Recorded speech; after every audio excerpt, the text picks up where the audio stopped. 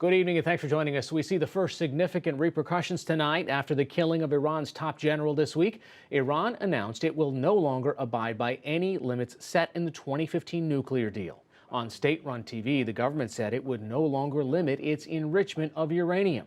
The drone attack also killed an Iraqi militia leader, and the Iraqi parliament approved a non-binding resolution to expel all foreign forces from the country.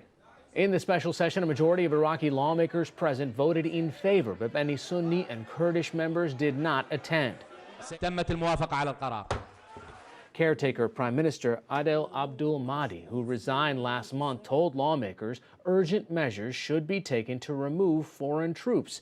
About 5,000 U.S. troops remain in Iraq. Today, the U.S.-led military coalition combating ISIS in Iraq and Syria announced that it has paused its training mission in Iraq and is now focused on protecting its bases from attack.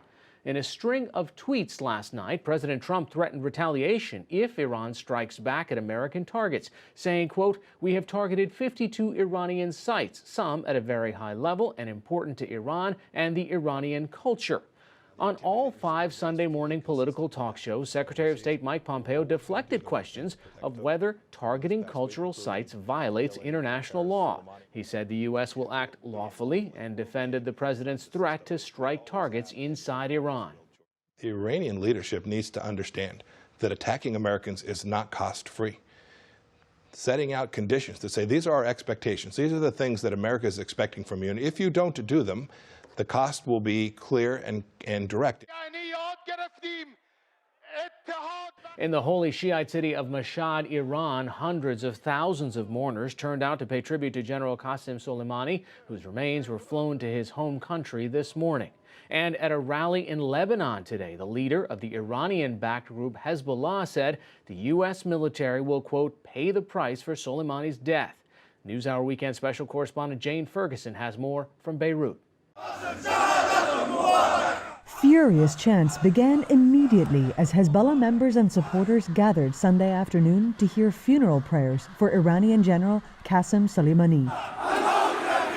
In the midst of a packed hall in the Lebanese militant group's stronghold of southern Beirut, supporters were still in shock. These people have seen leaders killed by American and Israeli strikes before, but never one so senior or so adored.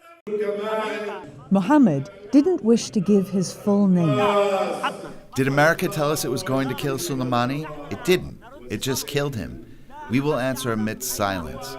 No one will know where or when we will respond. Nobody will know. It's hard to overstate just how angry the crowds here are in Beirut. Death to America has been ringing out all day today. And these people say that revenge will happen across the region. Soleimani was and still is revered here. He was a close supporter and advisor to Hezbollah, the Iranian-backed armed Islamist group in Lebanon. The group's leader, Hassan Nasrallah, was the last leader Soleimani had been to see before flying to Baghdad, where he and Shia militia commander Abu Mahdi al-Muhandis were assassinated by a U.S. airstrike on Friday night. Qassem Suleimani. Nasrallah spoke to his followers via TV link. Unlike Soleimani, he is almost never seen in public for fear of a similar strike by Israel. If this type of assassination goes unpunished, the region will be violated by the Americans and the Israelis, he told his followers. Outside the hall, the supporters of Hezbollah watched the speech in the street. Many here say Soleimani's killing will only harden them against America. Trump is an idiot because he has no idea what the repercussions of his actions are. He thinks his actions are going to weaken us? Not at all. He has created 1,000 Soleimanis, 1,000 of Muhandis, 1,000 Nasrallahs. He is the one that has lost, not us. Hezbollah is the strongest non-state fighting force in the Middle East today, Iran's most deadly proxy. They have been fighting for years in Syria to prop up the regime, gaining invaluable experience alongside Russian special forces. If there is a wider war in the region, then Hezbollah will almost definitely be involved, much like Soleimani was himself.